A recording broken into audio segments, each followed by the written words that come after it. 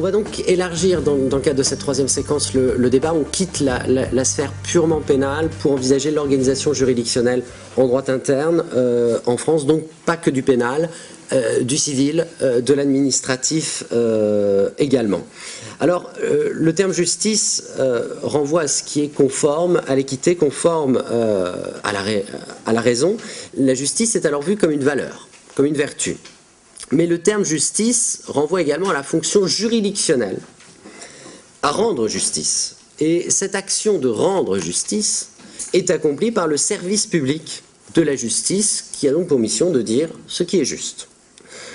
Et ce service public de la justice peut connaître différents types de litiges, des litiges opposant deux personnes privées dans le cadre d'un contrat de vente, par exemple. L'auteur la personne soupçonnée d'une infraction à la partie accusatrice, ou alors un administré qui contesterait une décision étatique. Et selon le professeur Serge Guinchard, toute situation juridique doit pouvoir faire l'objet d'une vérification de sa régularité par un tiers ayant la qualité de juge. Organisation juridictionnelle qui s'est donc historiquement construite progressivement et qui fait suite, je fais très court sur l'histoire, un système de vengeance privée qui consistait pour celui qui s'estimait lésé, victime, à répondre lui-même ou par l'intermédiaire du groupe auquel il appartenait à ce qu'il considérait comme être une injustice. Vengeance privée sans limite dans un premier temps, puis encadré avec l'idée de proportion dans la réponse que l'on retrouve notamment dans la loi dite du talion. Et la justice publique s'est affirmée progressivement, elle s'est affirmée grâce à l'émergence d'un pouvoir central fort, puisqu'il fallait suffisamment d'autorité pour imposer la solution retenue par l'institution judiciaire. Et ce service public de la justice évite que chacun se fasse justice soi-même et protège les plus faibles, qui peut-être n'auraient pas les moyens de se faire justice eux-mêmes. L'État doit rendre la justice, l'État doit donc organiser le service public de la justice. Seules les juridictions étatiques instituées par la loi peuvent donc rendre des décisions à propos des litiges qui vont leur être soumis et surtout conférer à ces décisions l'autorité de la chose jugée et une force exécutoire. L'article 4 du Code civil dispose que le juge qui refusera de juger sous prétexte du silence, de l'obscurité ou de l'insuffisance de la loi pourra être poursuivi comme coupable de déni de justice. En effet, l'État a le monopole de la justice, donc l'État doit rendre justice. Et si un magistrat venait à refuser de rendre justice, que pourrions-nous faire?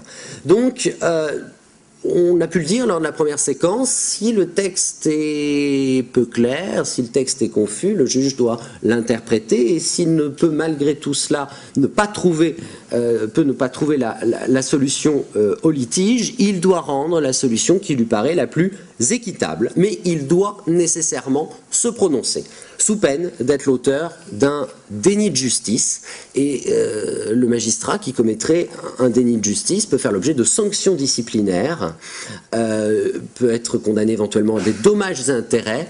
Alors le citoyen attaque l'État pour mauvais fonctionnement de la justice, l'État se retournant après contre le magistrat, et le magistrat peut voir également engager sa responsabilité pénale au titre de l'article 434-7-1 du Code pénal.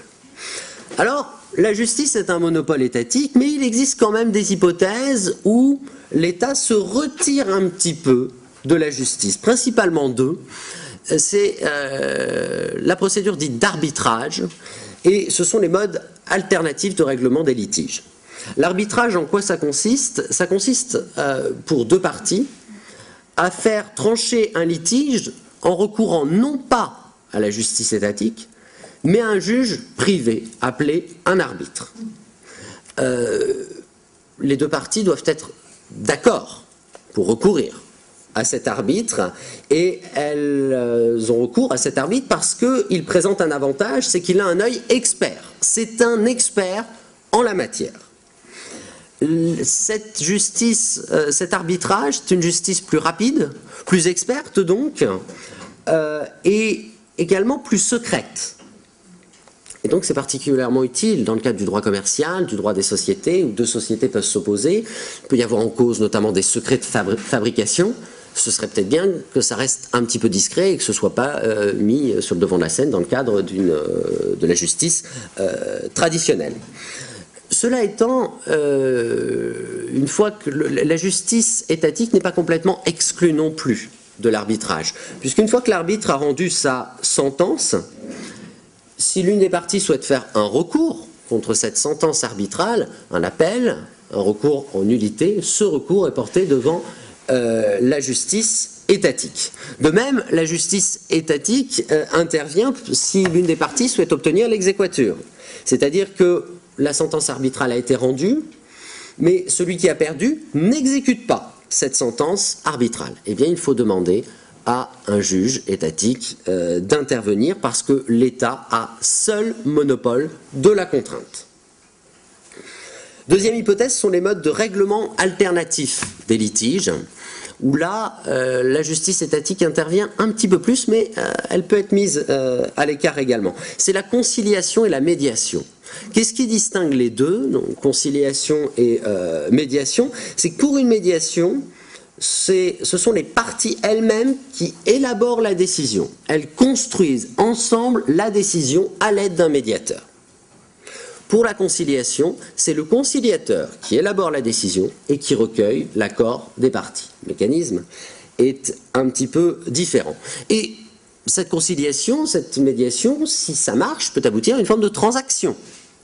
En cas d'échec, par contre, retour à la justice classique, à la justice étatique. Mais je vous le disais, la justice étatique n'est pas très loin de ces modes de règlement alternatifs des litiges, puisque, vous le savez, dans certaines procédures de divorce, procédure prud'homale, une étape préalable de conciliation est nécessaire. Donc on retrouve ce mode alternatif de règlement des litiges. De même, le juge, on pense à un petit litige entre voisins, peut demander à ce qu'un conciliateur ou un médiateur intervienne, et si cela fonctionne, tant mieux, sinon retour à la justice étatique.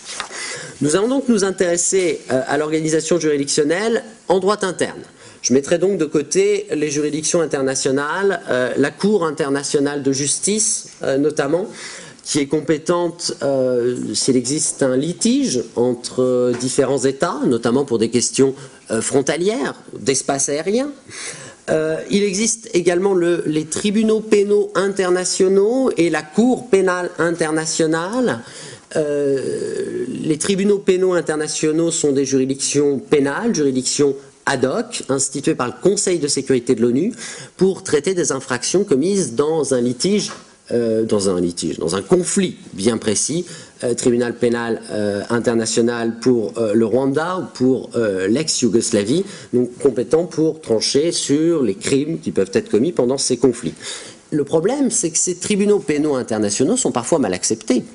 Parce que certains se disent, sont jugés par ces tribunaux pénaux internationaux, mais disent, mais c'est pas normal. Le tribunal n'existait pas au moment où j'ai commis ces actes-là. Donc il n'est pas légitime à me juger. Ce doit être une autre juridiction. Et on en revient à l'idée de la légalité criminelle. Donc pour éviter ce type de difficulté, depuis la Convention de Rome de 1998, il existe une Cour pénale internationale permanente qui est compétente pour juger les personnes poursuivies pour des violations graves au droit international, humanitaire et aux droits de l'homme. Cour européenne des droits de l'homme, on en a dit un mot également, qui s'attarde sur le respect par un État de la Convention européenne de sauvegarde des droits de l'homme. Cour de justice de l'Union européenne qui veille à l'application des traités, des directives de l'Union européenne. Nous allons écarter également les juridictions constitutionnelles. Le Conseil constitutionnel, qui veille au respect par la loi de la Constitution et plus largement du bloc de constitutionnalité, normes supérieures en droit français, soit en intervenant avant la promulgation de la loi, puisque la saisine du Conseil constitutionnel peut être obligatoire pour certaines lois, facultative pour d'autres lois. Il va donc contrôler la conformité de la loi à la Constitution, mais il peut également intervenir après, dans le cadre de la question prioritaire de constitutionnalité, où on peut remettre en cause la constitutionnalité d'une norme applicable en droit interne. Deux autres juridictions constitutionnelles, la Haute Cour, qui peut éventuellement destituer le président de la République en cas de manquement à ses devoirs manifestement incompatibles avec l'exercice de son mandat, et la Cour de justice de la République pour les membres du gouvernement, organe politico-juridique, puisqu'il y a 12 parlementaires et 3 juges. Intéressons-nous dans le premier temps de cette troisième séquence sur les principes gouvernant l'organisation juridictionnelle et d'autant dans la présentation de ces principes, je reprends une distinction avancée par Michel Laurassa dans un ouvrage que je vous ai mentionné en bibliographie, les principes tenant à l'organisation juridictionnelle et les principes tenant au fonctionnement de la justice. Pour ces principes, tout d'abord tenant à l'organisation juridictionnelle, le premier d'entre eux qu'on peut avancer, c'est la collégialité. La justice est rendue par plusieurs magistrats. Plusieurs magistrats, ça présente de nombreux avantages. Plus d'impartialité. Ça évite davantage les erreurs judiciaires. Une décision qui bénéficie de plus d'autorité, puisque rendue par un collège de magistrats. Ça rend impossible le fait pour un justiciable de rendre tel ou tel magistrat responsable de la décision. Et cela vient répondre à l'adage selon lequel le juge unique est un juge inique. À l'inverse, le juge unique présente lui aussi quand même certains avantages. Il développerait une plus grande conscience de sa responsabilité, puisque ça ne pèse que sur ses épaules. Il faciliterait la communication avec les justiciables, qui pourraient plus facilement parler, exposer leurs problèmes face à un juge unique plutôt qu'un collège de magistrats qui peut être plus impressionnant et emporter davantage de solennité. Mais l'argument principal, l'utilité du juge unique, c'est que plus on emploie le juge unique, plus on a de magistrats disponibles, donc plus il y a d'audience et il y a un meilleur rendement de l'institution judiciaire. C'est pourquoi, de plus en plus, eh bien, il y a des exceptions à ce juge unique, et ce dans tous les domaines, cette collégialité, pardon, et ce dans tous les domaines, la justice statue par juge unique. Accident de la circulation, loi de 85, compétence du juge unique. En matière correctionnelle, pour certaines infractions, au code de la route, port et transport d'armes de 6e catégorie, certaines violences, c'est tranché à juge unique. Pour la justice administrative, certains litiges limitativement énumérés sont de la compétence d'un juge unique, notamment la situation personnelle des agents publics, la responsabilité, lorsque la responsabilité d'une collectivité locale est mise en cause pour une demande n'excédant pas un certain montant. L'idée, c'est que pour les litiges les moins importants, un juge unique peut suffire et que forcément ça aide au niveau du rendement judiciaire. Également, multiplication des juges uniques avec une compétence spécialisée. On parle d'un juge aux affaires familiales, en matière de divorce, en matière de garde d'enfants. On parle d'un juge des libertés et de la détention, dont je vous ai parlé très rapidement lors de la séquence précédente, qui est compétent pour statuer sur la détention provisoire avant donc le procès, alors que la personne est toujours présumée innocente et qui intervient également sporadiquement dans d'autres aspects procéduraux. Je voulais vous dire un mot également du juge d'instruction dans le cadre de ce juge unique. C'est un juge unique. Vous le savez, le drame de l'affaire Doutreau a amené à repenser l'instruction préparatoire, et une loi du 5 mars 2007 impose la collégialité lors de l'instruction. Donc pas un juge d'instruction seul, mais plusieurs juges d'instruction. Ce mécanisme existe. Toute la difficulté, c'est que cette loi du 5 mars 2007 n'est pas encore entrée en vigueur. Je vais y revenir. Mais on peut déjà avoir des instructions avec plusieurs magistrats par la procédure dite de la cosaisine. Dès lors qu'il y a une affaire difficile, complexe, en matière de terrorisme, en matière financière, eh bien, on peut décider d'adjoindre au juge d'instruction qui mène l'enquête un ou ou plusieurs autres juges d'instruction pour l'aider dans cette enquête. C'est le mécanisme de la cosaisine. Et le législateur de 2007 voulait la collégialité lors de l'instruction, donc aller plus loin. Le problème, c'est que vous l'imaginez bien, ça coûte cher, puisque du coup, pour une affaire, c'est plus un juge d'instruction, mais il y en a plusieurs. Même si ils peuvent être plusieurs juges d'instruction, enfin un même juge d'instruction peut participer à plusieurs collèges de l'instruction. Donc, cette réforme prise suite à l'affaire Doutreau a été constamment repoussée. Et aux dernières nouvelles, elle doit entrer en vigueur au 1er janvier 2014. Donc la loi date de 2007, entrée en vigueur 2014, ça date un peu. Mais alors surtout, vous le savez, début de l'année 2010, notre président de la République a souhaité la disparition du juge d'instruction. Donc on se rend compte qu'on a une réforme de 2007 qui promeut le collège de l'instruction, qu'on n'a même pas mis en vigueur encore, qu'on nous propose de supprimer le juge d'instruction. On en parlait tout à l'heure, de cette multiplication des réformes en matière pénale, ça n'a plus de sens. Pour l'heure, il est encore là et il est seul. Sauf l'hypothèse de la cosaisine et des pôles également de l'instruction. Permanence des juridictions, deuxième principe, elles sont censées, dans l'idéal, siéger 24 heures sur 24, 7 jours sur 7. Évidemment, ça n'est pas le cas, il y a les week-ends, il y a les vacances judiciaires, mais des permanences existent, notamment sur des aspects sensibles du droit processuel. Il y a des permanences au parquet, il y a des permanences à l'instruction, parce que une personne peut être privée de liberté dans le cadre d'une garde à vue pour le parquet, dans le cadre d'une détention provisoire. Donc il faut que les choses avancent. Et on ne peut pas prendre 3 semaines, un mois de vacances, il faut prévoir des permanences. Principale exception à cette permanence des juridictions, c'est la cour d'assises qui siège par session. Il y a en principe une session d'assises de 15 jours tous les 3 mois. Donc, ça n'est pas une juridiction permanente. Pourquoi? Parce qu'on fait appel à un jury populaire. Les juges sont des professionnels. La technique du droit impose une professionnalisation des magistrats. Alors, quelques exceptions là encore. Cour d'assises, on a des jurés. Tribunal de commerce, où l'individu est jugé par ses pairs, par des commerçants. Les juridictions pour mineurs qui font appel pour assister les magistrats à des personnes qui s'intéressent particulièrement à la question de la minorité. Conseil des prud'hommes, salariés, employeurs. Autre principe, l'indépendance des juges. Alors, plusieurs aspects sur cette indépendance des juges.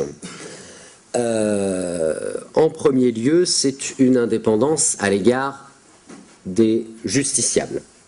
C'est que forcément, la justice peut ou va presque nécessairement faire un mécontent, celui qui perd. Donc il faut protéger le juge de cet individu mécontent. À l'inverse, la justice peut se tromper. Et donc il faut protéger le citoyen de ses éventuels errements. Protection donc des magistrats, ils sont irresponsables dans les actes accomplis dans le cadre de leur mission. On ne peut pas leur reprocher leurs décisions. Irresponsabilité des magistrats dans le cadre de leurs décisions, même si ces décisions font grief à un justiciable. Et il existe également des infractions pénales sanctionnant l'outrage ou les menaces envers un magistrat. Il existe des circonstances aggravantes quand on commet tel ou tel acte pour porter atteinte à un magistrat parce qu'il est magistrat. Protection des justiciables contre une erreur de la justice par le mécanisme tout d'abord de la récusation. Une partie qui douterait de l'impartialité du juge peut demander à ce qu'il soit récusé et remplacé par un autre. De même, si un magistrat a commis une erreur dans le jugement, une erreur pour le procureur de la République dans les poursuites, possibilité d'engager la responsabilité de l'État pour mauvais fonctionnement du service public de la justice, État qui éventuellement peut se retourner par la suite contre le magistrat auteur de l'erreur. Indépendance, et c'est là que c'est un peu plus sensible, des magistrats à l'égard du politique. Application du principe de la séparation des pouvoirs. Pour l'ordre judiciaire, des garanties sont posées au sein de la Constitution et du statut de la magistrature en vue de permettre cette indépendance à l'égard du politique. L'article 64 de la Constitution nous dit que les juges du siège sont inamovibles. Donc, pas de révocation, pas de suspension, pas de mise en retraite anticipée, sauf s'ils commettent évidemment une faute disciplinaire. Et le président de la République est garant de l'indépendance de la magistrature. Il existe un organe indépendant, le Conseil supérieur de la magistrature, qui gère la carrière des magistrats, nomination notamment, c'est également un organe disciplinaire de la magistrature. Alors, pour le siège, pas trop de difficultés pour les magistrats du siège, ils ont une indépendance totale au niveau du gouvernement. Pour le parquet, c'est un peu plus difficile. La mission du parquet, c'est... le parquet peut avoir des missions...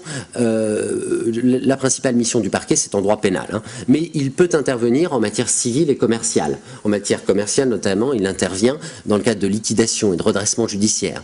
En matière civile, tout ce qui touche à l'état des personnes, tout ce qui permet d'individualiser les citoyens, il a un rôle à jouer. Notamment, il peut octroyer des dispenses d'âge pour le mariage. Mais son domaine d'intervention principal, c'est le pénal. Et le parquet connaît plusieurs caractéristiques. Le parquet est en fait un organe dit indivisible. C'est-à-dire que tous les membres du parquet forment un ensemble. L'acte accompli par l'un d'eux l'est accompli au nom de tous. Et ce qui a pour conséquence que dans une audience qui peut durer 4-5 jours par exemple, il se peut tout à fait que les personnes qui occupent le siège du parquet ne soient pas les mêmes, se remplacent, c'est pas grave, c'est le parquet, peu importe celui qui y est. Par contre, les juges du siège qui tranchent doivent impérativement rester les mêmes pendant les 3-4-5 jours de l'audience. Comme pour les juges du siège, le parquet est irresponsable. Le parquet est également irrécusable, alors qu'on peut récuser un juge du siège dont on douterait de la partialité, qu'on peut récuser des jurés, on ne peut pas récuser le ministère public. C'est logique. On ne récuse pas son adversaire.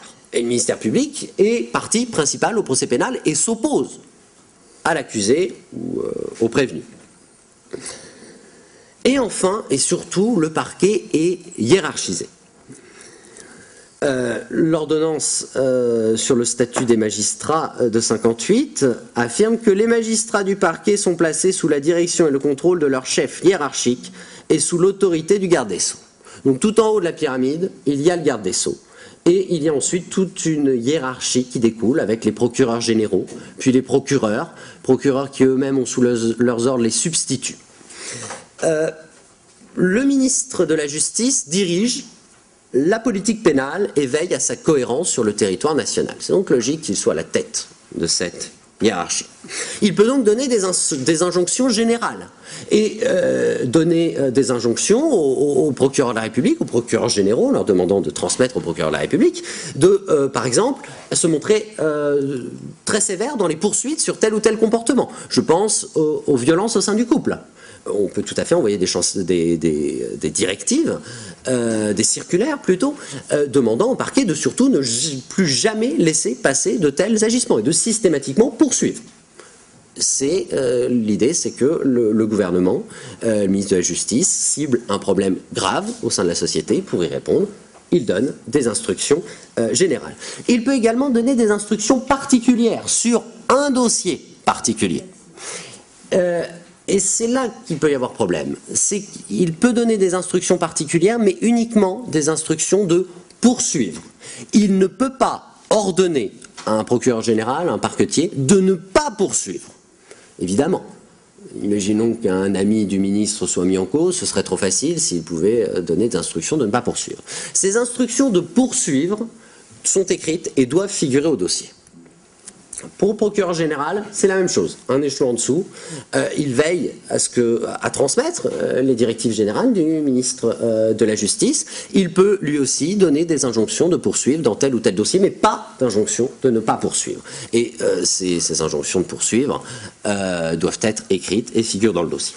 Procureur de la République, il a sous ses ordres, je le disais, les substituts et ses adjoints. Il anime et coordonne la politique de prévention de la délinquance conformément aux directives de l'État.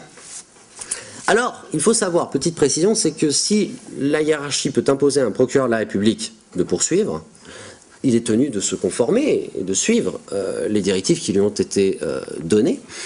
Cela étant, il y a un adage sur lequel la plume est serve, mais la parole est libre. Donc s'il doit obéir à l'écrit, à l'audience, libre à lui de prendre les réquisitions qu'il souhaite. Et même s'il a poursuivi, il peut tout à fait demander une relaxe s'il estime que c'est ce qu'il y a de mieux dans le cadre de l'application de la loi. Alors, il faut, une petite parenthèse rapide, c'est que d'une part, il faut, je dirais, il ne faut pas être naïf avec ce système où si effectivement il y a des injonctions de poursuivre par écrite versées au dossier, qu'est-ce qui empêcherait un coup de téléphone? Il n'y a pas de trace en disant d'un supérieur qui dirait au procureur de la République là-dessus serait bien de ne pas poursuivre. Ça peut exister. Je n'en sais rien, mais ça pourrait exister. Et c'est ce qui pose problème, c'est ce doute. Parce qu'on a vu, depuis le début des années 2000, on a vu quand même se durcir ce contrôle hiérarchique.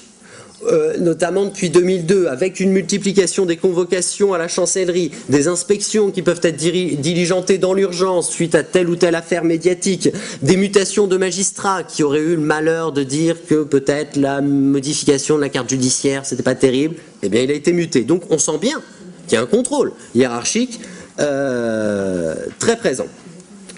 Contrôle hiérarchique d'autant plus présent, c'est que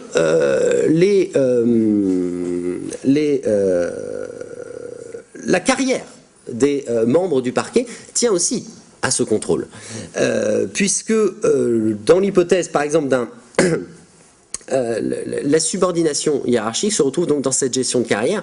Dans l'hypothèse d'un avancement, toute promotion n'est soumise qu'à un avis simple du Conseil supérieur de la magistrature.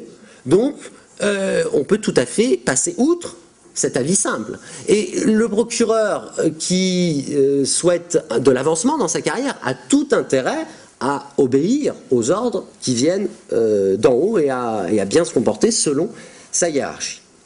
Et le procureur de la République a été au cœur de la tourmente à travers deux décisions de la Cour européenne des droits de l'homme, deux décisions Medvedev contre France. Une première décision un petit peu brutale, il faut bien le dire, en la forme, affirmant que le procureur de la République n'est pas une autorité judiciaire au sens de la Convention européenne de sauvegarde des droits de l'homme. L'affirmer comme ça, c'était un petit peu sévère. Le Conseil constitutionnel, lui, malgré tout, a maintenu sa position comme quoi le procureur de la République est bien une autorité judiciaire. Deuxième décision Medvedev en 2010, où là, la Cour a un petit peu atténué son propos. Je cite. Un magistrat doit présenter les garanties d'indépendance à l'égard de l'exécutif et des parties, ce qui exclut notamment qu'il puisse agir par la suite contre le requérant dans la procédure pénale, à l'instar du ministère public, et il doit avoir le pouvoir d'ordonner l'élargissement après avoir entendu la personne et contrôlé la légalité de l'arrestation. En fait, dans cette décision, la Cour européenne des droits de l'homme ne remet pas en cause le statut du parquet. Si tel devait être le cas, nombre de parquets européens verraient leur statut modifié. Ce qui gêne la Cour européenne des droits de l'homme, c'est que le procureur de la République, pour la France, contrôle, on l'a dit tout à l'heure, la garde à vue. C'est lui qui, on l'informe quand quelqu'un est placé en garde à vue. En cas de prolongation, il intervient pour une prolongation de la garde à vue. Donc il contrôle la garde à vue et en même temps il décide des poursuites. Et donc la Cour européenne des droits de l'homme dit, en gros, il contrôle la garde à vue et notamment il peut ordonner la prolongation de cette garde à vue. Le procureur qui ordonne la prolongation de la garde à vue, il a dû se faire une petite idée sur le dossier. S'il ordonne la prolongation, c'est que pour lui, il y a quelque chose. Peut-être. Et ça se confirmera peut-être pas, on n'en sait rien. Mais il n'est pas normal, selon elle, que par la suite, il décide des poursuites. Parce qu'en prolongeant la garde à vue, en contrôlant la garde à vue, qu'il pourrait faire stopper, mais il ne fait pas stopper, elle estime qu'il s'est forgé son opinion sur la question. C'est pour ça, c'est dans cette mission-là que le procureur de la République a été mis à mal. Donc c'est pas vraiment son statut qu'il faut revoir. Et la doctrine a pu proposer d'ailleurs un mécanisme consistant pour cette garde à vue qui pose problème, à dire qu'il faut informer le procureur de la République de la garde à vue. Il est à la tête de la police, donc c'est normal qu'il soit informé d'une garde à vue, de sa durée, du placement, etc. Mais dans le même temps, pour une prolongation, faire intervenir le juge des libertés de la détention, par exemple, qui trancherait sur la prolongation. Comme ça, le procureur de la République ne prend pas position et il peut par la suite poursuivre sans difficulté. Pour l'ordre administratif, les magistrats de l'ordre administratif ont également un statut particulier consacré au titre de principes fondamentaux reconnus par les lois de la République par le Conseil constitutionnel en 1980, qui consacre l'indépendance des juridictions administratives. Et à l'image du Conseil supérieur de la magistrature pour l'ordre judiciaire, il existe un Conseil supérieur des tribunaux administratifs et des cours administratives d'appel. Quelques principes maintenant tenant au fonctionnement de la justice. La justice est gratuite. L'État rémunère les magistrats, entretient les biens nécessaires au fonctionnement de la mission de justice. Les citoyens doivent assurer les sommes nécessaires à l'exercice de leur défense, avec, je vous le disais, un mécanisme d'aide juridictionnelle mis en place pour ceux qui n'auraient pas de revenus suffisants pour leur permettre d'assurer leur défense, avec notamment des conditions de ressources. Alors pour 2012, à titre indicatif, pour bénéficier de l'aide juridictionnelle total, il faut gagner de moins de 930 € par mois, et au-delà des 930 jusqu'à 1400, un petit peu moins, c'est dégressif, plus on gagne, moins on a d'aide juridictionnelle. Cette aide juridictionnelle permet donc aux justiciables d'avoir accès à un avocat, mais aussi à un huissier pour faire exécuter par exemple une décision de justice, et on peut éventuellement, s'il n'en connaît pas un, s'il ne trouve pas un avocat souhaitant l'assister, on peut lui en désigner un. Principe d'égalité devant la justice. Pour des litiges semblables, la procédure doit être la même, la juridiction et la procédure doivent être la même, ce qui n'empêche pas des traitements différents, puisque par exemple au pénal, pour une même infraction, il peut y avoir plusieurs voies procédurale. Vous le savez, en 2004, on a introduit notamment la procédure dite de comparution sur reconnaissance préalable de culpabilité, le plaidé coupable à l'américaine, enfin pas tout à fait, je caricature un peu, mais on est dans une idée de plaidé coupable qui peut s'appliquer pour certaines infractions. On a étendu son champ d'application récemment, d'ailleurs pour beaucoup de délits.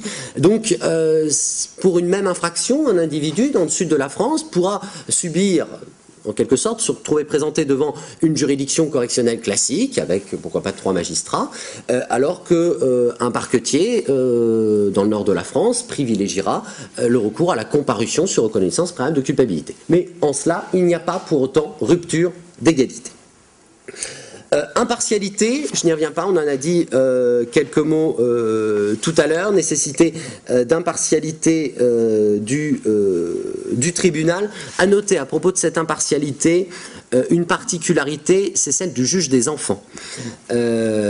Normalement, impartialité suppose que toutes les fonctions soient bien cloisonnées. Le procureur de la République qui poursuit ne peut pas instruire et ne peut pas juger. Celui qui a instruit, je l'ai dit tout à l'heure, le magistrat qui instruit une affaire, il ne peut pas se retrouver devant la juridiction de jugement. Parce qu'on estime que s'il demande la présentation devant cette juridiction de jugement, il a déjà une idée un peu faite sur le dossier. Il y avait une exception, c'est le juge des enfants, qui pouvait instruire une affaire, apporter une réponse pénale à cette affaire et suivre l'exécution de la peine. Exception donc à ce principe d'impartialité qui était validé par la Cour européenne des droits de l'homme dans une décision de 93, Nortier contre Pays-Bas, parce que le juge des enfants a un rôle fondamental, un rôle éducatif, et qu'il est bien pour le mineur qu'il soit suivi constamment par la même personne, c'est mieux. De surcroît, la Cour de cassation ajoute que le tribunal pour enfants, certes, est présidé par le juge des enfants, mais il y a 2 assesseurs à côté, qui peuvent atténuer une éventuelle prise de position déjà prise, que le juge des enfants aurait déjà à l'esprit. De même, possibilité de faire un recours. ce qui sous-entend que on va présenter l'affaire à une juridiction supérieure, donc ça atténue l'atteinte à l'impartialité. Et le Conseil constitutionnel est intervenu le 8 juillet 2011 dans le cadre d'une décision suite à une QPC, et il met un terme à la possibilité pour le juge des enfants qui instruit une affaire sur un mineur, auteur d'une infraction, de présider la juridiction de jugement. Donc le juge des enfants peut toujours instruire l'affaire et décider au final qu'il y aura une audience de cabinet avec lui seul, et une fois qu'il est seul dans le cadre d'une audience de cabinet, il peut prononcer des mesures éducatives, mais pas de sanction. S'il souhaite prononcer une sanction, il doit saisir le tribunal pour enfants.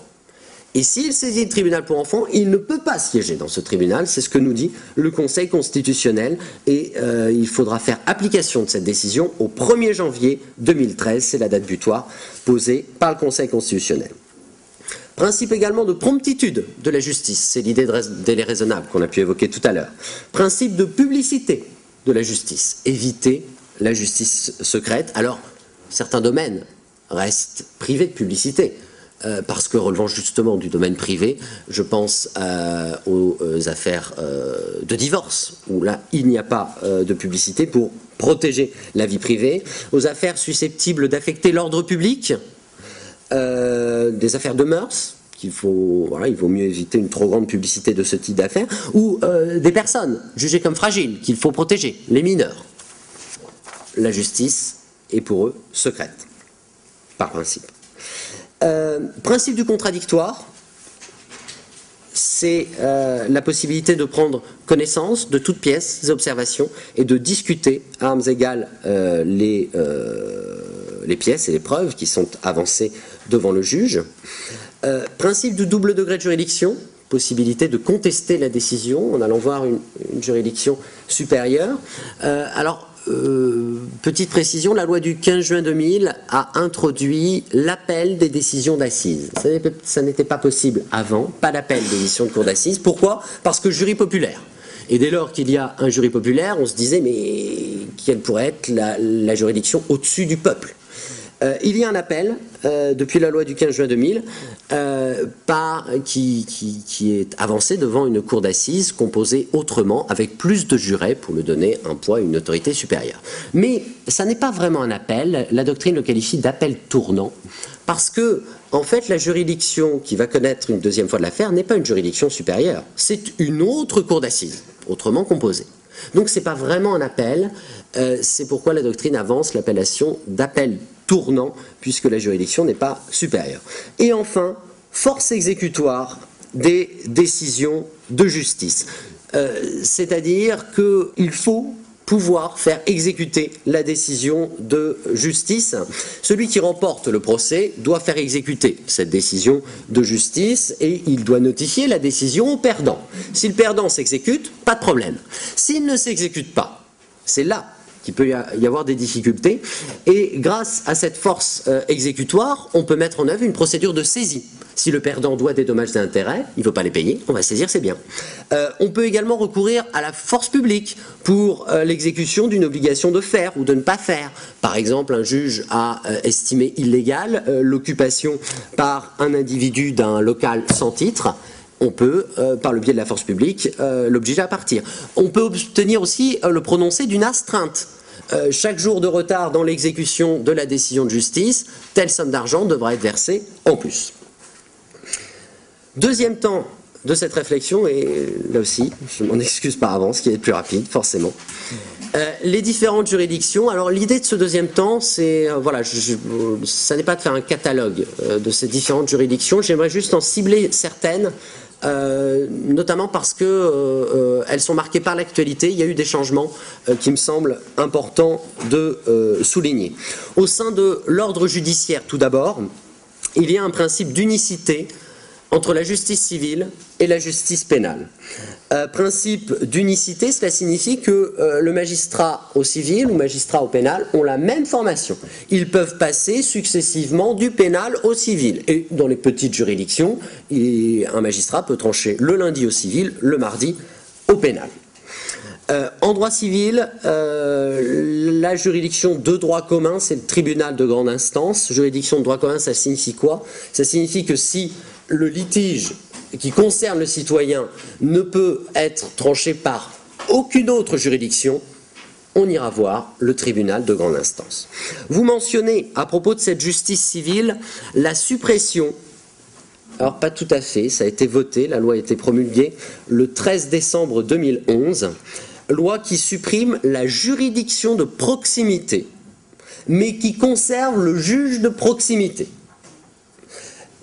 Et cette suppression sera effective au 1er janvier 2013. C'est ça qu'on est encore dans un entre-deux, il y a la loi, mais la mise en application, 1er janvier 2013. Suppression donc de la juridiction de proximité, mais on garde le juge de proximité qu'on va garder et qu'on va placer au sein du tribunal d'instance, qui pourra avoir des fonctions juridictionnelles au sein du tribunal d'instance, compétent pour les petits litiges, et qui pourra également intervenir dans les audiences collégiales du tribunal de grande instance. On va donc redéployer les juges de proximité, mais on supprime en tant que tel cette juridiction. Cette suppression de la juridiction de proximité a des conséquences au pénal, puisque le juge de proximité était compétent pour juger des contraventions des 4 premières classes, les contraventions les moins graves. Alors, petite précision, oui, ce juge de proximité, ça n'est pas un magistrat professionnel, c'est un juge non professionnel qui a été recruté pour ses qualités, notamment il faut qu'il ait au moins 4 ans d'expérience en droit, et ce sont souvent des anciens avocats, des anciens fonctionnaires des catégories A ou B. Et donc pour le pénal, là aussi, suppression de la juridiction de proximité, ça ne change pas, et redéploiement des juges de proximité qui vont pouvoir siéger au tribunal de police, qui relève du tribunal d'instance, pour juger des contraventions des 4 premières classes. Toujours dans le domaine pénal, vous mentionnez une nouvelle formation du tribunal correctionnel. On l'a dit tout à l'heure, normalement la justice est collégiale, tribunal correctionnel, donc normalement 3 magistrats, c'est le principe. Mais je vous l'ai dit, parfois certaines infractions, certains délits sont jugés à juge unique.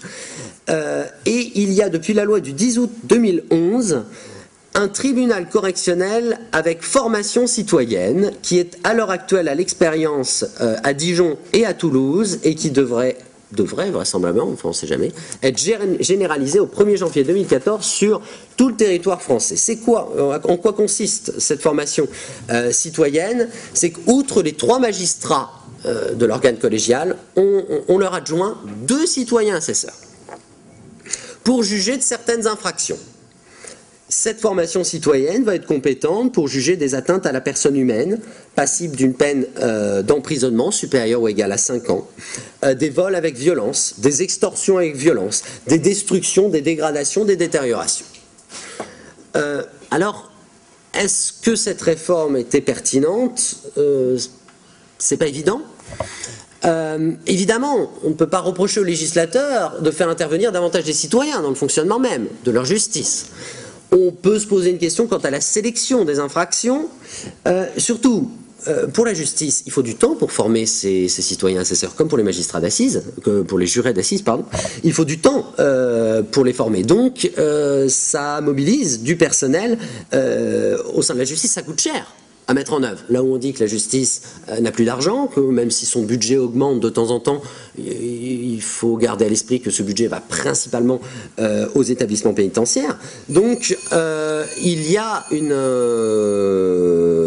certaine difficulté de mise en œuvre. À cela s'ajoute, dans le même temps, le législateur, par cette même loi, a réduit le nombre des jurés en cour d'assises. Donc d'un côté, on introduit des citoyens au tribunal correctionnel et dans le même temps, on réduit le nombre des jurés en cour d'assises qui, par cette loi du 10 août 2011, on est passé de 9 jurés pour une cour d'assises premier ressort à 6 et de 12 à 9 pour la cour d'assises qui statue en second ressort. Donc réduction du nombre des jurés, mais des citoyens qui interviennent également pour certains délits en matière correctionnelle, où on peut du coup s'interroger tout le moins sur la logique de cette réforme, parce que l'avantage d'avoir de nombreux jurés en cour d'assises et de ne pas avoir de jurés pour d'autres affaires, c'est qu'on voit bien que la cour d'assises juge des infractions les plus graves, des crimes. C'est la raison pour laquelle on fait intervenir directement le peuple français.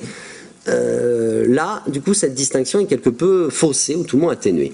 À mentionner également, par cette même loi du 10 août 2011, la motivation des décisions d'assises. C'était pas le cas avant, parce que, en fait, la difficulté, c'était comment demander à un jury populaire, des citoyens qui n'ont pas nécessairement de formation juridique, de motiver leurs décisions, motiver notamment en droit. Devant cette difficulté, l'idée était que pas de motivation des décisions d'assises, ou plutôt la motivation consistait en la réponse à une liste de questions données, mais on n'allait pas au-delà. La Belgique s'est fait condamner par la Cour européenne des droits de l'homme dans une décision Taxquet contre Belgique en 2009 et confirmée en 2010. Parce que la Cour européenne des droits de l'homme estime qu'il faut impérativement qu'une personne condamnée connaisse les raisons de sa condamnation. Alors elle ne dit pas exactement qu'il faut une motivation, parce qu'elle est bien consciente des difficultés. Le système belge est le même que chez nous pour la cour d'assises. Bien consciente des difficultés à obtenir cette motivation, mais elle souhaite en tous les cas, dès lors qu'il y a une feuille de questions, comme ça se passe en France, que ce soit très détaillé pour que la personne condamnée puisse voir qu'est-ce qui a emporté la conviction de la cour d'assises. Le législateur 2011 est allé plus loin et pose une motivation, donc il faut que la cour d'assises énonce les principaux éléments à charge. Vous mentionnez également, à côté du juge des enfants, du tribunal pour enfants, la cour d'assises des mineurs, la création du tribunal correctionnel pour mineurs. Nouvelle juridiction, tribunal correctionnel du mineur, toujours cette loi du 10 août 2011, qui va être compétent pour juger les mineurs de plus de 16 ans, donc les 16-18, qui ont commis une infraction punie de 3 mois d'emprisonnement en état de récidive. Ils vont avoir une juridiction spécifique pour eux. Mais là encore, le Conseil constitutionnel est intervenu, parce que ce tribunal correctionnel des mineurs devait être présidé par le juge des enfants. Or, problème, on l'a vu, le juge des enfants ne peut pas suivre, au regard de l'impartialité, le mineur tout au long du processus judiciaire. Donc le Conseil constitutionnel a validé cette loi du 10 août 2011, ce tribunal correctionnel des mineurs, mais il ne faut pas que ce soit le juge des enfants qui le préside, parce que atteinte à l'exigence d'impartialité.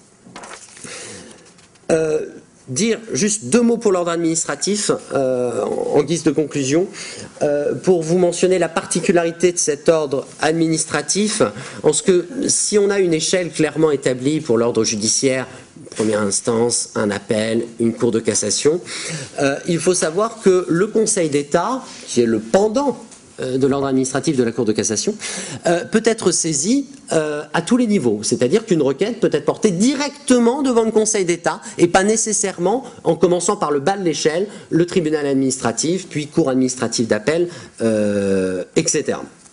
Cela dépend, voilà, cela dépend de la nature du litige. À noter également que cet ordre administratif a une particularité, c'est qu'il a une double mission. Il a une mission de juge, bien sûr, des litiges relevant du droit administratif, mais il a également un rôle de conseil. Le gouvernement, notamment, peut être obligé parfois de demander l'avis du Conseil d'État dans le cadre d'un projet de loi ou d'une ordonnance. Donc le Conseil d'État donne des avis. De même, un préfet peut demander un avis au tribunal administratif, à un juge du tribunal administratif. Et là encore, cette double compétence a longtemps été vue comme un atout, mais sous l'influence de l'Europe des droits de l'homme, l'Europe des droits de l'homme ne souhaite pas que ce soit la même personne qui donne un avis et qui par la suite puisse trancher sur un litige relatif à la question qui a été posée. Là encore, on retrouve l'exigence d'impartialité. Je m'arrête là pour cette 3e séquence et je vous remercie de votre attention.